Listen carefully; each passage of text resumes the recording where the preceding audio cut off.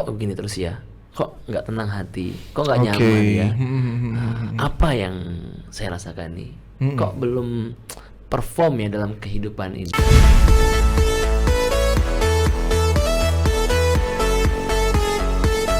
Mari beri perubahan.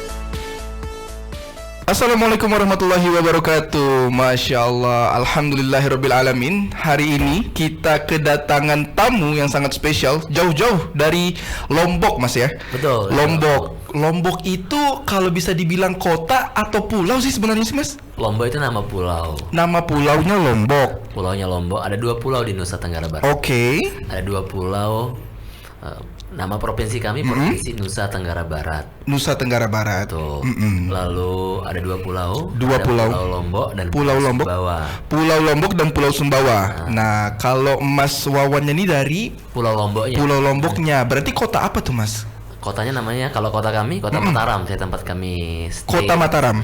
Kota Mataram itu juga ibu kota provinsi NTB berarti ya? Yes. Kalau sini Kota Pontianak ya. Kota Pontianak, tempat kita sedang menjalankan podcast pada kesempatan yang berbahagia ini. Mantap. Jadi terima kasih Kak Wawan udah menyempatkan waktunya, Masya Allah, jauh-jauh untuk menghadiri atau bikin konten perdana nih bagi kita. Siap. Nah, alhamdulillah. Saya justru yang terima kasih Bang Ferdi dan teman-teman semuanya sudah ngajak untuk Masya Allah. ini. Alhamdulillah. Alhamdulillah. Jadi sebenarnya saya belajar banyak nih dari kawan nih sebelum podcast ini bermula ya, untuk teknik-teknik bagaimana berinteraksi dengan lawan bicara dan lain sebagainya. Itu lebih banyak belajarnya dengan Kak Wawan nih. Jadi alhamdulillah ini merupakan sebuah berkat juga ya. Kita dipertemukan pada kesempatan yang berbahagia ini. Oke.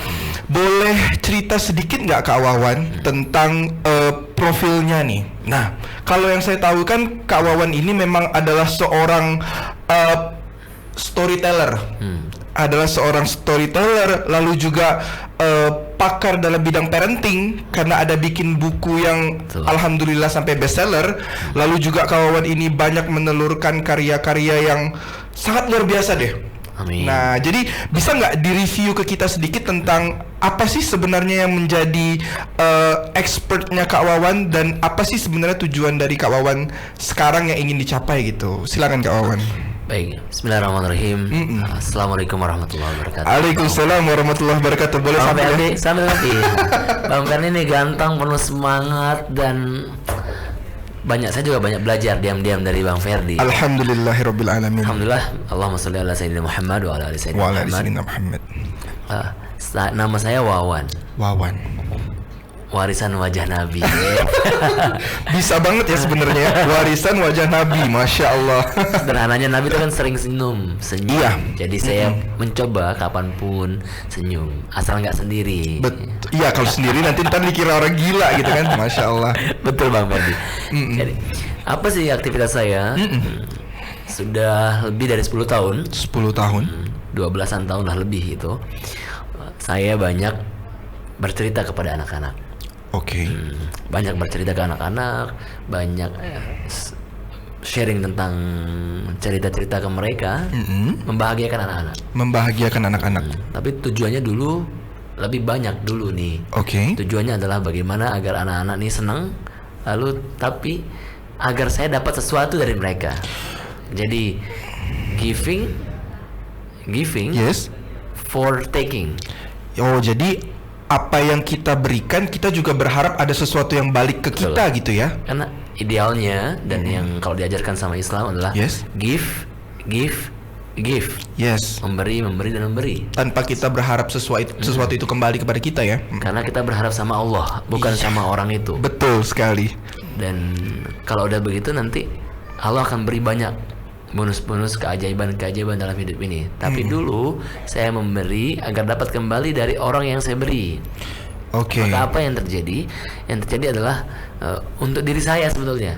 Saya bercerita, saya menghibur anak-anak, saya kemudian mengisi pelatihan, dan kegiatan-kegiatan saya dulu membangun komunitas itu sebetulnya untuk membesarkan nama saya, membesarkan nama Wawan, branding, personal branding, personal brand. Bukan nggak boleh, tapi kalau tujuannya hanya untuk diri sendiri, untuk uang, untuk money, untuk hobi, untuk sekedar family, untuk dapetin duit yang banyak, misalnya, itu receh banget sebetulnya. Receh banget ya.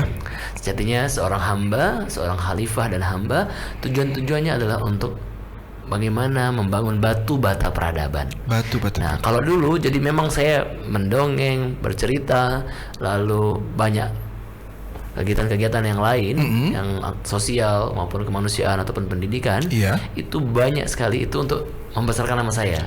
Upload di konten di Facebook, di IG, biar kelihatan keren, biar dapat gelar ini, gelar itu.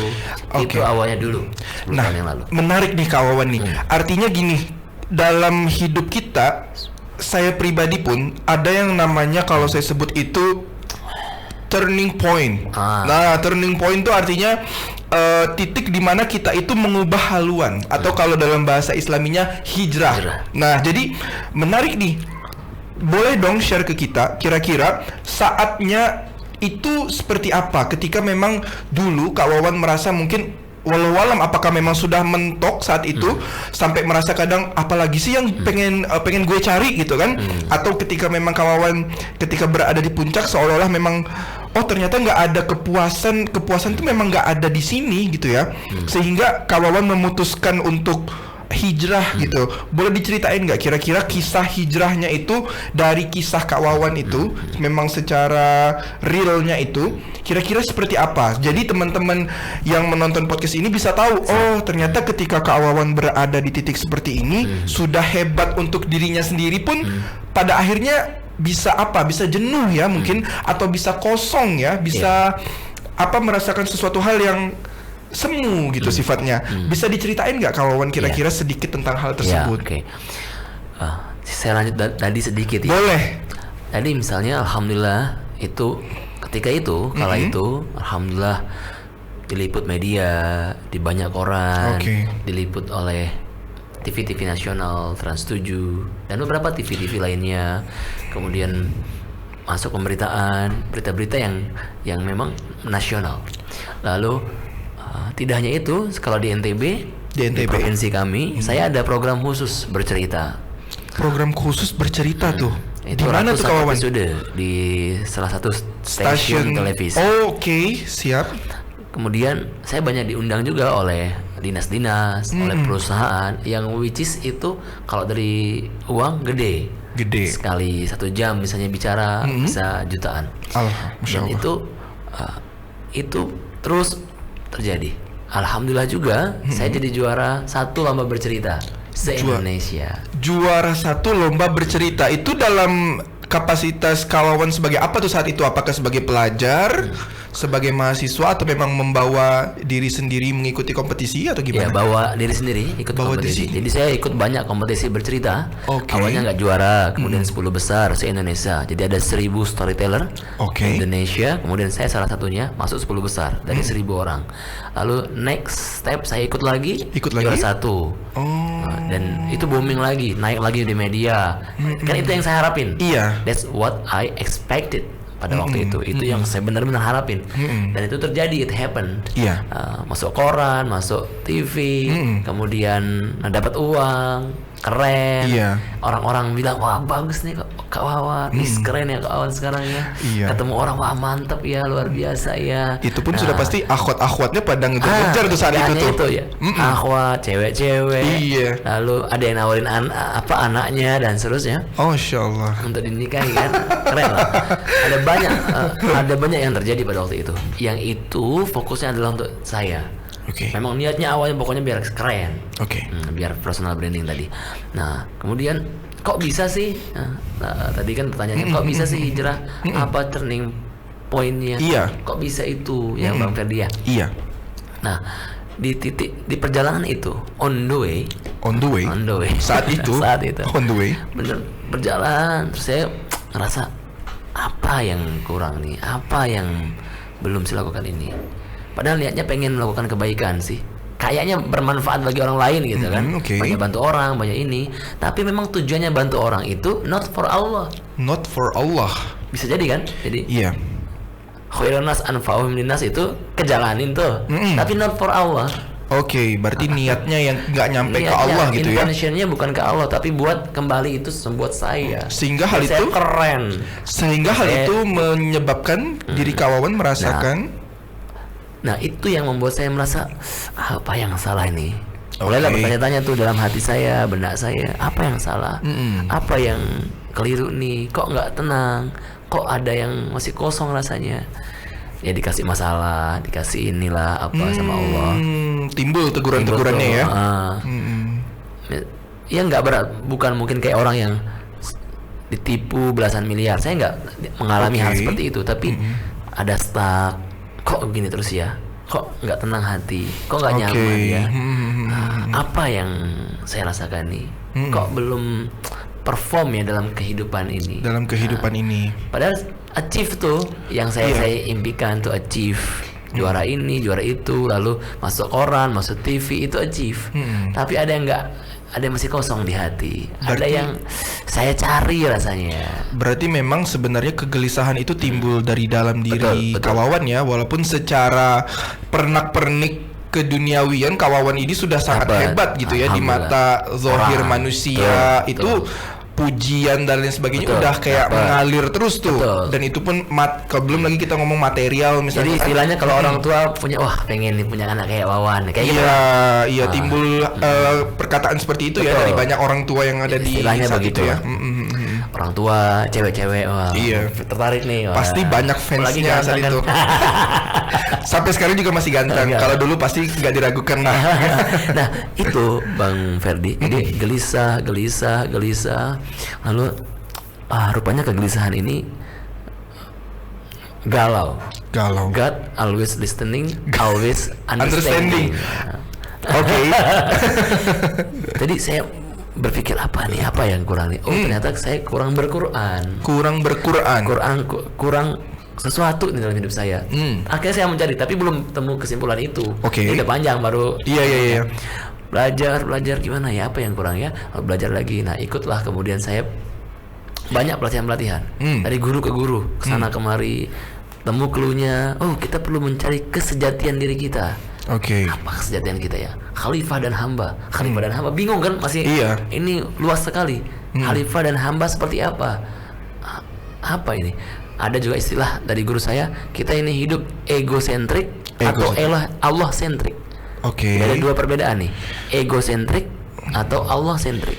Kalau egosentrik itu kita berpikir untuk diri sendiri. Biasanya orientasinya uang.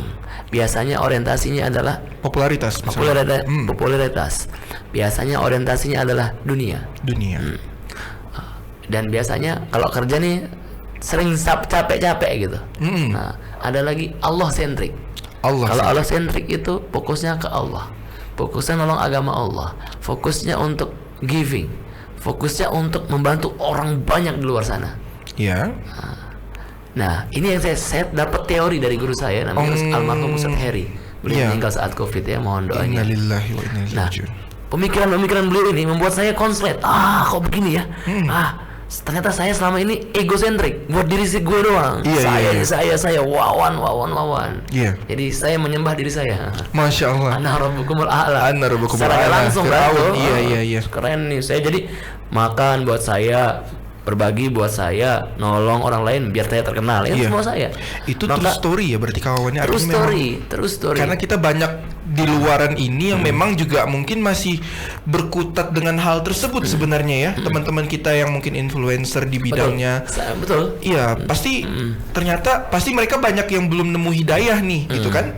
Walaupun impact yang mereka lakukan di masyarakat tuh besar kelihatannya kan, kita memandangnya pun juga sekilas pun iri gitu kan. Karena kan di dalam Islam kita tuh hanya boleh iri kepada dua hal, kepada orang yang ilmunya lebih tinggi daripada kita dan orang yang amalnya lebih banyak daripada kita. Padahal kita nggak tahu dia itu sebenarnya core-nya itu untuk memperbesar dirinya sendiri. Betul. Dia sebenarnya kalau bahasa kiasnya sedang menggali kuburannya sendiri tuh. Betul. Iya nggak sih, kalau seandainya nggak diberikan hidayah oleh Allah Subhanahu Wa Taala, dia menjerumuskan dirinya sendiri gitu. Alhamdulillah Kawawan masih diberikan cahaya ya, masih diberikan hidayah, petunjuk oleh Allah Subhanahu Wa Taala untuk kembali ke jalan yang benar. Betul. Walaupun tidak semerta-merta merubah minat, merubah keahlian, merubah banyak hal dari Kawawan ya, hanya purpose-nya aja yang mungkin dirubah. Jadi, gitu. Begitu saya lanjutin sedikit ya. Silakan. Begitu saya tahu teori ini, saya makin mikir. Oke. Makin ketampar kan, makin konslet otak saya. Oh iya ya, selama ini berarti saya bergerak untuk egosentrik, bukan Allah sentrik. Padahal kan sejatinya innas salati wa nusuki wa mahyaya wa mamati lillahi rabbil alamin. Semuanya hanya untuk Allah, harus ibadahku, pokoknya apapun ya. Belajar, kalau bahasa guru saya ini, learning is not for learning. Yes. Jadi kalau mau kuliah tuh bukan untuk kuliah, tapi kuliah for Allah. Kan betapa banyak sekarang orang kuliah untuk dapat ijazah, dapat gelar, dapat kerja. Benar nggak? Benar. Harus sejatinya kuliah for Allah. For Allah. Learning for Allah. Making podcast for Allah. Yes. Makan for Allah. Agar amal soleh. Betul. Energi untuk beramal soleh. Energi untuk berbuat kebaikan. Energi untuk giving. Sejatinya. Maka di sana, oh iya ya, saya berarti selama ini egosentrik. Berarti saya kurang Allah sentrik nih. Akhirnya pelan-pelan saya switch. Tapi gimana caranya? Nah, akhirnya berkecamuk. Kemudian ikut. Saya lihatlah statusnya Ustadz Randy awalnya. Ustadz Randy. Baca tuh. Dia berbagi. Oh ternyata orang baik itu yang namanya pendusta agama itu yang tidak nolong anak yatim, menghardik anak yatim kan. Ara'aital ladzi yukadzibu biddin, fadzalikal ladzi yad'ul yatim, yang hardik anak yatim. Fadzalikal ladzi yad'ul yatim wala yahuddu ala ta'amil miskin. Dia yang tidak memberi makan anak-anak miskin. Orang-orang miskin. Nah, saya lihat beliau ngasih makan tuh, saya kok pengen. Nah, mulai dari situ tuh, mau berbuat saya. Mulai saat itu tuh udah mulai kepengen ada ke Allahnya lah. Oh gitu ya. Ada tuh. Oke. Mau nih. Awalnya memang gelisah ya. Nggak tenang, nggak nyaman, nggak ini. Jadi saya bukan yang sekian miliar ya, hancur babak belur, enggak. Tapi saya perjalanan ke diri. Lebih ke saya, ke itu. Kemudian saya lakukan apa yang Satrani lakukan, memberi makan ke orang senang di masjid pada waktu itu. Kan dia narasinya ke masjid kan. Bagus nih. Awalnya setengah sab, jadi 1 sab. 1 sab setengah, 2 sab tuh di masjid itu.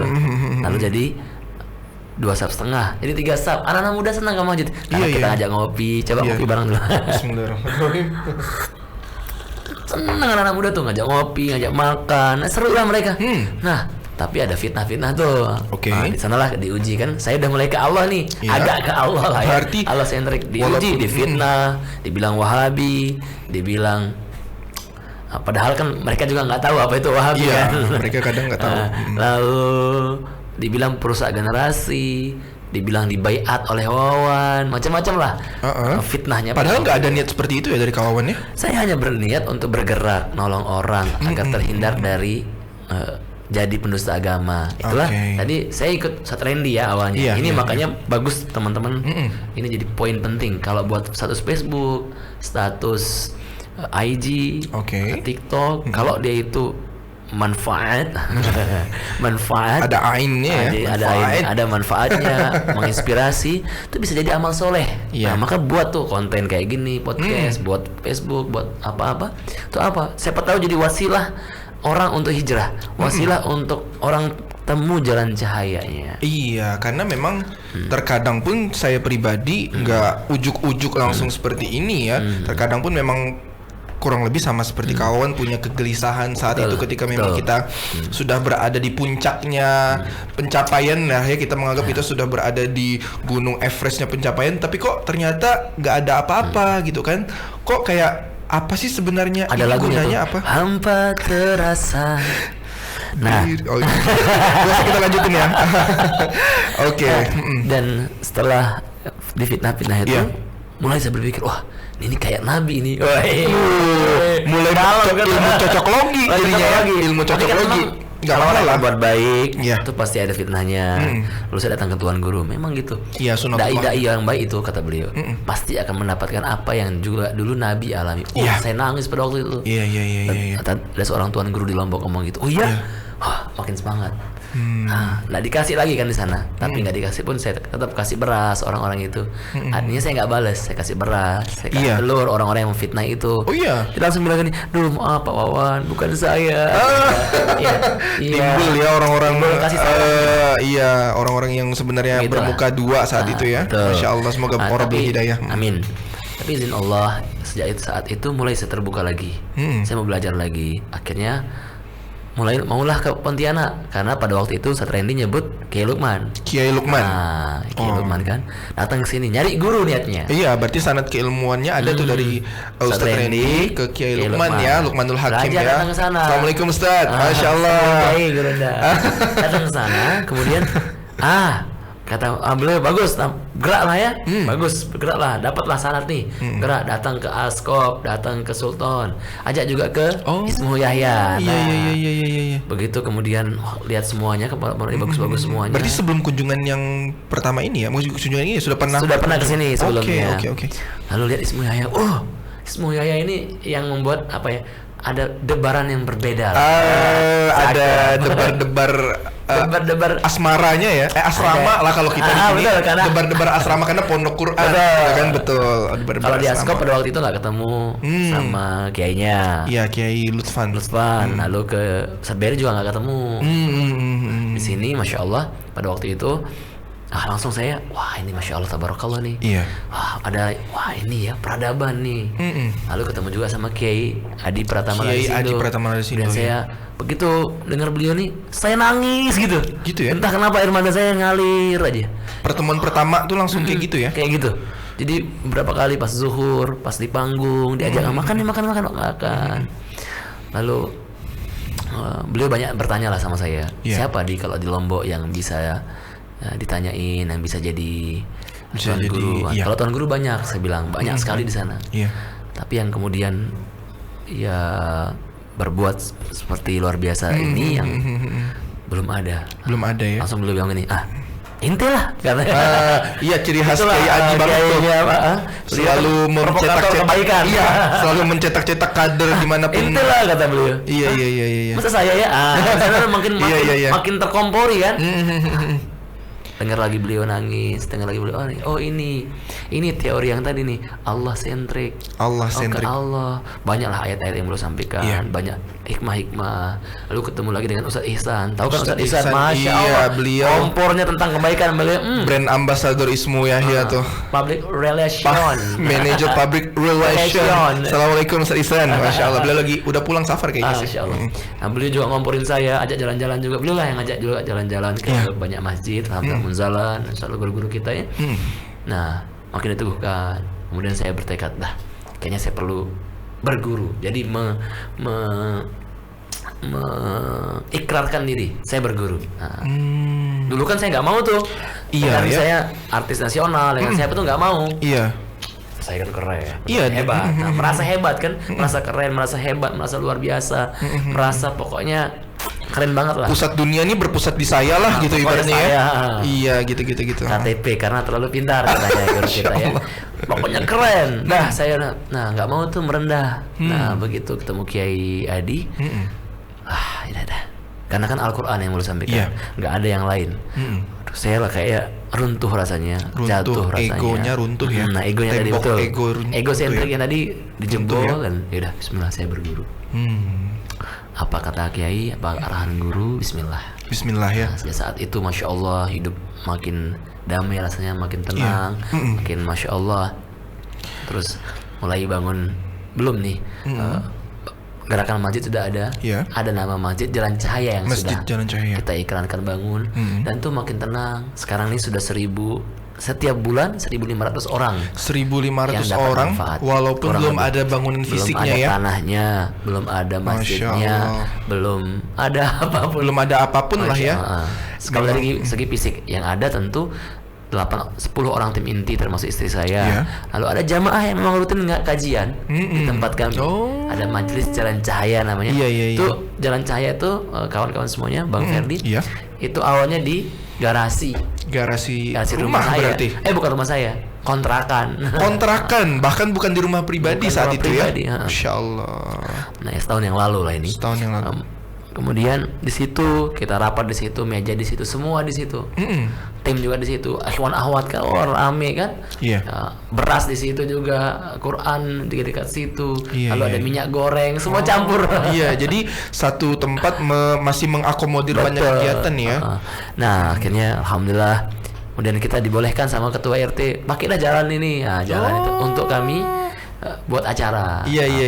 Acara Iya, saya anak-anak. lihat beberapa dokumentasinya tuh di jalan gitu ya. Jadi jalan, terus kajian di sana rutin tiap pekan. Lalu ada acara-acara yang lain, ngaji di jalan. Alhamdulillah 13 pondok pesantren yang dibantu. Masya Kurang lebih Allah, itu 1.000 logistiknya ya? Betul, beras. Juga pemikiran, juga Iya, misalnya kita bantu iya. pelatihan. Walaupun belum intensif saat ini, Iya. tapi sudah kita mulai.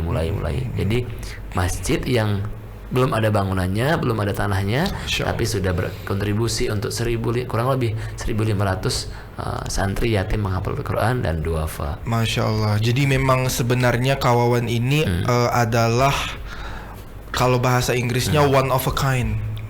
Satu di antara banyak orang yang memang beda gitu dari yang lain ya. Karena memang saya pun sebagai seorang manusia, sebagai seorang hamba, terkadang tuh merasa bahwa Allah itu memberikan sesuatu kepada kita nih, katakanlah di saat jahiliyah kita misalnya ya. Lalu di saat juga Allah memberikan hidayah gitu kepada kita ya. Itu memang selalu terkait gitu. Kita tuh nggak bisa ketika kita mengaku hijrah gitu ya, lantas seolah-olah kita kayak merasa seolah-olah nggak pernah salah gitu ya. Kita tuh kayak seolah-olah nggak pernah berbuat dosa dan sebagainya. Toh dosa, kesalahan yang kita lakukan pun itu sebenarnya untuk membangun diri kita ke depan gitu. Walaupun hidayah itu hak prerogatifnya Allah, artinya Allah haknya untuk memberikan pemahaman, untuk memberikan cahaya ke dalam diri seseorang ya. Tapi ketika kita pun meniti jalan cahaya tadi, itu pun tetap tidak terlepas dari cerita-cerita masa lalu, cerita yang membentuk kita gitu loh ya. Artinya kawan memang bergerak di bidang ini atau karena kawan juga dulu sudah melakukannya, walaupun sekarang ada perubahan-perubahan itu tadi ya. Artinya yang awalnya hanya ingin membesarkan dirinya sendiri atau dalam tanda kutip egosentrik, itu sekarang menjadi Allah sentrik. Itu kerasa banget tuh sebenarnya kalau kita masih bekerja bukan yang Allah sentrik ya. Kita tuh itu tadi kerja banting tulang, ngeluhnya banyak gitu kan, ngeluhnya banyak, lalu juga berharap banyak gitu kan, kalau nggak diberi kecewanya juga berat. Itu memang sangat kita rasakan tuh kalau segala sesuatunya itu egosentrik gitu ya. Tapi kalau Allah sentrik tuh energi kita tuh kayak nggak ada habis-habisnya. Unstoppable. Ya, korban waktu, korban tenaga, korban uang juga kayak nggak ada habis-habisnya. Kayak aku berikan semuanya deh gitu kan, untuk menolong agama ini bahasanya. Dan memang qadarullah, Allah pun juga tidak melupakan janji-janjinya. Ketika kita menolong agama Allah, juga Allah pasti akan menolong kehidupan kita gitu ya. Itu yang saya paling rasakan Bang Ferdi. Iya. Jadi ketika memang tahu ayatnya juga ya, 47 ayat 7 surat Muhammad. Ya ayyuhalladzina amanu in tansurullaha yansurkum wa yusabbit aqdamakum. Begitu ini Allah sentrik, untuk Allah semuanya. Saya bercerita untuk Allah. Saya ngisi public speaking untuk Allah. Saya mengisi service excellence untuk Allah. Saya mengisi training, ada nama training kami, Higher Meaningful Living. Meaningful Living. Meaningful living, hidup yang lebih bermakna. Nah, itu sekarang di perusahaan di beberapa tempat tuh isi itu. Wah, lebih powerful, lebih kuat. Sejak apa? Sejak nggak ngarapin buat saya doang untuk menolong agama Allah. Apa yang terjadi? Izin Allah. Allah ubah semuanya, plus malah rizkinya dalam tanda kutip uang misalnya, materinya uang misalnya lebih banyak. Jauh karena lebih tadi banyak niatnya ya. memang silaturahim, nolong orang, membesarkan orang, menumbuhkan orang lain. Karena hidup kita ini kan kita dari tanah ya. Namanya tanah itu menumbuhkan bunga-bunga, menumbuhkan tumbuhan. Kita ini bukan api. Tadi saya jadi api awalnya, egosentrik itu api. Pengen melahap semuanya ya. Pengen meraup semuanya gitu itu ya. Kan iblis kan, egosentrik itu. Iblis kan dari api. Maka kalau kita bersombong, merasa hebat, merasa keren, itu sifat-sifat iblis kan. Iya betul. Nah, maka sifat api atau iblis tuh merusak segala hal. Kalau udah rusak baru dia hilang juga. Iya. Kalau tanah menumbuhkan, menguatkan, menambah banyak tumbuhan-tumbuhan, Oh gitu ya. tumbuh buah, pohon-pohon itu. Itu kalau tanah. Dan tanah tuh makin hari makin mahal. Betul.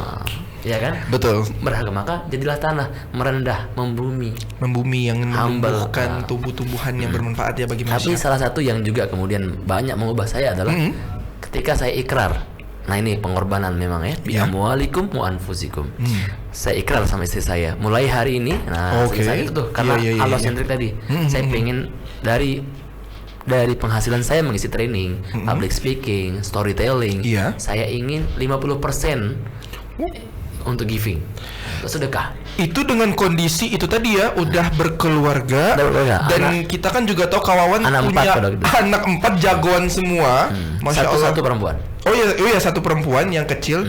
Itu Kawawan memang berikrar ya dengan istri, sama istri. untuk 50% kita buat for charity, for giving, Allah, for sedekah, giving for Allah dan sebagainya. Dan apa feedbacknya yang Kawawan rasakan? Apakah apakah secara logika makin miskin dong? Iya nggak? Ketika pendapatannya adalah istri saya marah.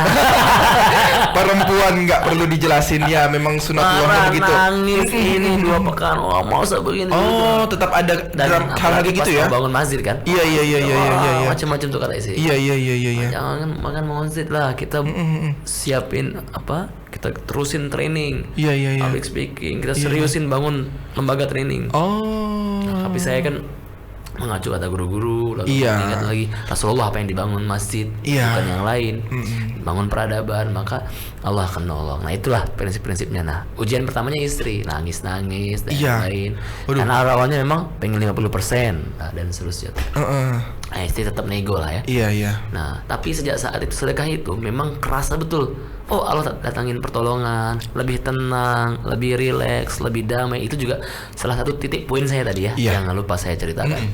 Itu yang impactful ternyata. Ternyata memang ada sesuatu yang berbalik lagi kepada kita ya, yang awalnya energi yang luar biasa. Dan terutama adalah memang dari segi ketenangan hati.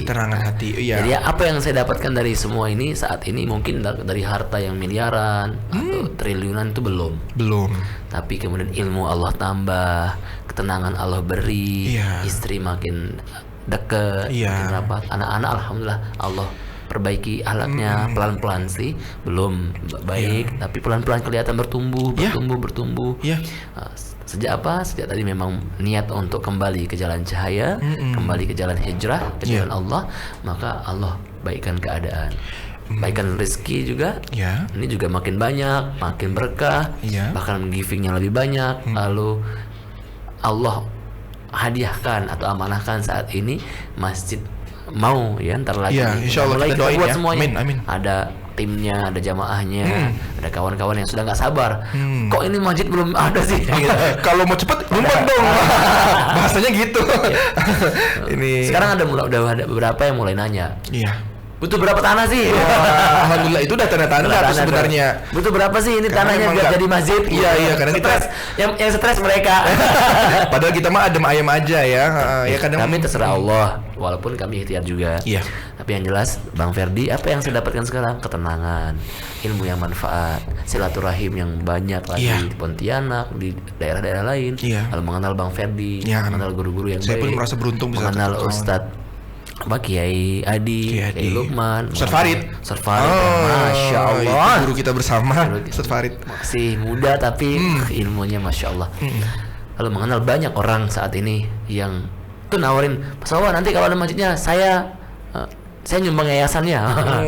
Udah ada kayak gitu-gitu ya? Ada tuh. Saya nanti nyumbang, saya desain deh. Tuh ada Mas Rian dari Malang. Nanti saya yang desain masjidnya. Coba kasih tahu aja konsepnya, nanti saya gambarin. Itu kalau dibayar kan berapa? Ilmunya, ilmu arsitektur itu ya. Lalu ada salah satu arsitek di Lombok namanya Mas Denny. Dia yang bangun hotel bintang 5 di Lombok. Nanti dia akan ngawal semuanya. Dia menawarkan diri ya tanpa kita berusaha untuk kayak ini dong. Tinggal saat ini yang belum ketemu adalah tanah di Tanahnya. Lombok itu di Mataram ini. Ya, mohon doanya ya. Amin, Pak Ferdi. amin. Jadi kalau boleh tahu sedikit aja nih tentang lokasi yang akan dibangun insya Allah Masjid Jalan Cahaya. Jadi memang untuk kendalanya itu masih pertama tadi memang mencari tanah, mencari lahan. Artinya memang Iya, dan dana juga sih belum banyak. Jadi kadang beberapa yang kami tak datangin kan udah oke, bagus nih, strategis nih, oke, kota lagi kali kan niatnya kota itu Nabi yang di kota Madinah kan, peradabannya pusat saat itu ya. Wah bagus nih. Cuman awalnya 60 juta per 10 meter ya, 100 meter 10 juta. Sorry 60 juta. Pas mau deal nih dinaikin sama dia 90 juta jadi 100 juta. Jadi beberapa kali begitu polanya. Selalu seperti itu Selalu seperti itu. Jadi kami nyari tanahnya setahunan nih. Dan memang ya dana juga masih belum, ya doakan ya. Amin. Nggak semua orang diberikan ini ya, diberikan kemampuan, diberikan kepedulian terutama untuk membangun suatu peradaban. Tadi saya mau review sedikit seperti yang Kawawan sampaikan bahwa ketenangan jiwa itu ya. Saya itu ingat kalamnya dari Ustadz kita, Ustadz Adi Hidayat. Jadi beliau itu juga pernah mengatakan bahwa ketika Allah ingin menolong seorang hambanya dari jerat masalah ya, itu yang pertama kali ditolong tuh bukan masalahnya yang semerta-merta dihilangin gitu. Contoh misalnya dia berhutang atau dia punya masalah apa dalam hidupnya, itu bukan semata-mata ujiannya yang langsung plak hilang. Tapi pertama-tama yang diberikan oleh Allah tuh memang ketenangan jiwa. Betul. Artinya ketika jiwa kita sudah tenang, damai kita melangkah, nah itu pertolongan Allah tuh akan datang secara bertahap. Betul. Karena kalau kita kalut ya, misalnya kalau sholat itu kan, kalau di dalam ayat Quran kan, inna sholata tanha anil fahsya'i wal munkar, mencegah dari perbuatan keji dan juga mencegah dari perbuatan yang mungkar gitu ya. Nah memang ketika kita nggak sholat tuh, langkah kita pun juga kadang jadi gerasa gerusuk. Kalau kita nggak sholat, kita jadi kayak apa ya? Kalau bahasa kasarnya kayak keiblisan lah. Nah kita nggak usah sebut yang lainnya, keiblisan. Jadi sehingga memang langkah kita pun tidak diridhoi oleh Allah, itu sudah pasti, dan juga pasti akan salah terus. Tapi ketika kita melaksanakan ibadah, hati kita damai, langkah kita tuh udah pasti pertama diridhoi oleh Allah, dan memang pertolongan itu akan datang secara bertahap tuh.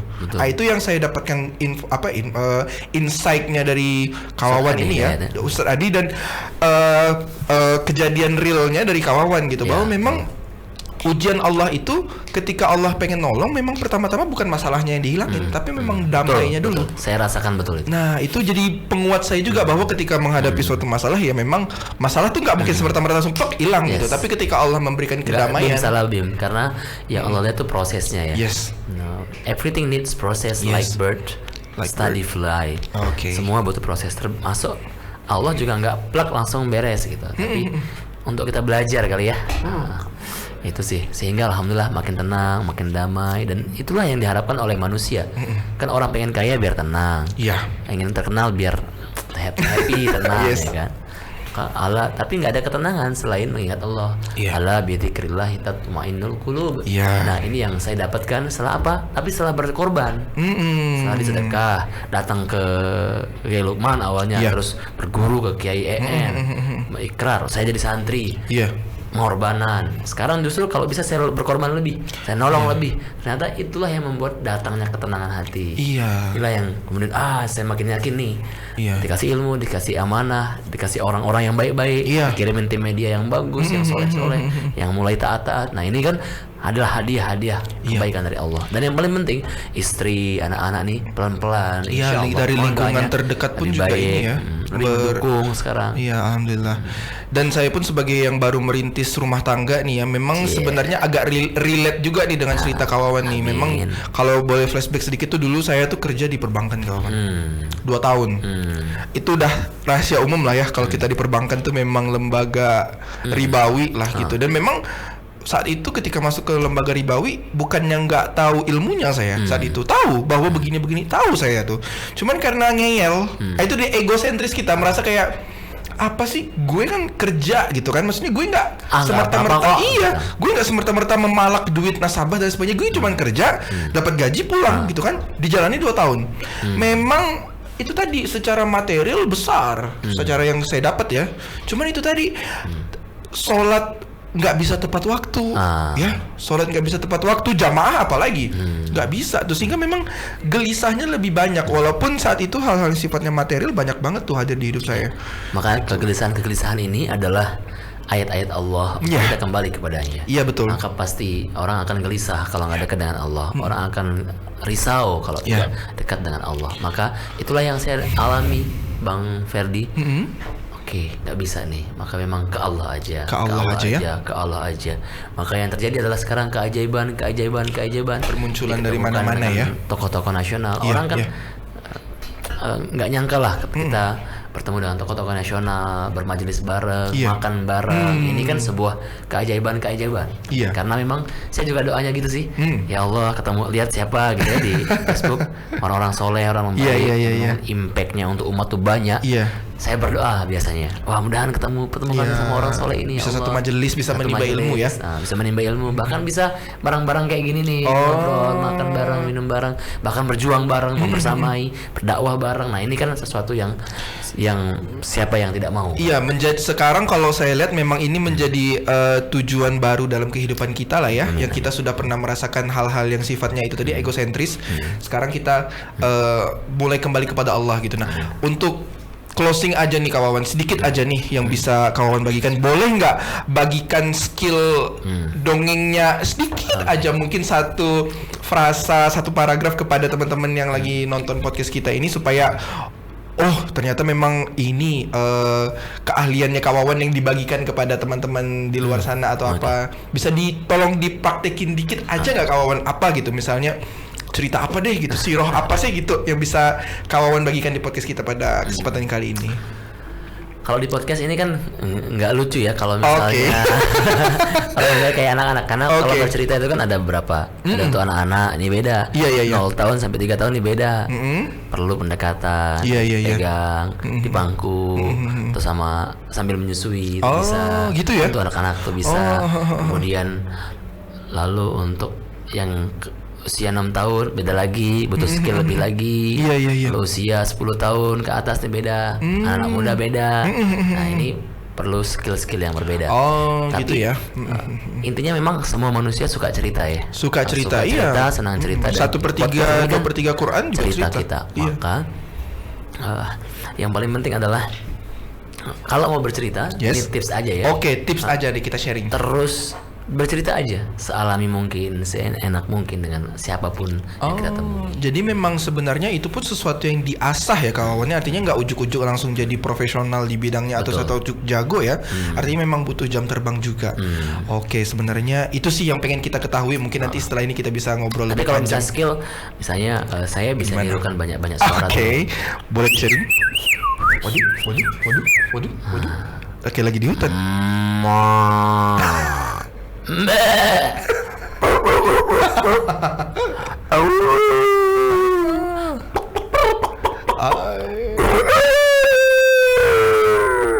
Masya Allah, itu ya nggak bisa dipelajari dalam satu malam ya kawannya. Itu memang melalui kontemplasi yang panjang dari kawan kali ya. Itu ada sanatnya. Langsung di sapi. Langsung berguru di peternakan berarti ya. Masya Allah. Ya. Itu harus langsung berjumpa.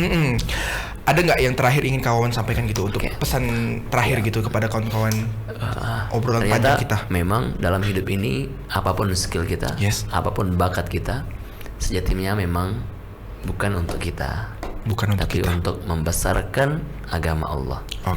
Living is not for ourselves, bukan untuk diri kita doang, tapi for Allah. Bagaimana inna sholati wa nusuki wa mahyaya wa mamati lillahi rabbil alamin. Semuanya untuk Allah. Maka seorang guru saya pernah berkata, ketika langit menjadi tujuan, maka semua yang ada di bumi menjadi mudah. Ini yang saya rasakan. Ketika langit menjadi tujuan, semua yang ada di bumi menjadi mudah. Dan kesuksesan besar adalah milik mereka yang bersandar hanya pada yang maha besar. Super sekali pembahasan kita pada kesempatan kali ini. Syukron, jazakallahu khair. Sama-sama, Barakallahu sayang, terima fikum kasih untuk banyak. keluarga Kawawan. Siap. Semoga kita bisa ketemu lagi di lain kesempatan untuk Amin. membahas tentang Banyak proyek-proyek lagi. peradaban ya. Nanti tentang parenting, tentang bercerita ya, tadi belum ya? Belum ya, mungkin nanti akan ada Banyak episode ya. kedua. Amin. Amin ya rabbal Siap. alamin. Ya, demikianlah pembahasan kita pada Mudah-mudahan kesempatan manfaat kali ini. Amin. obrolan kita ini. Amin, amin. Allah ridho ya. Amin. Ini pembahasannya sebenarnya pengen lanjut, tapi karena kita akan bagi 2 sesi mungkin. Siap. Insyaallah. Wallahu alam ya kawan. Siap. Terima kasih. Kurang dan lebihnya saya mohon maaf. Ihdinas siratal mustaqim. Assalamualaikum warahmatullahi wabarakatuh. Waalaikumsalam warahmatullahi wabarakatuh.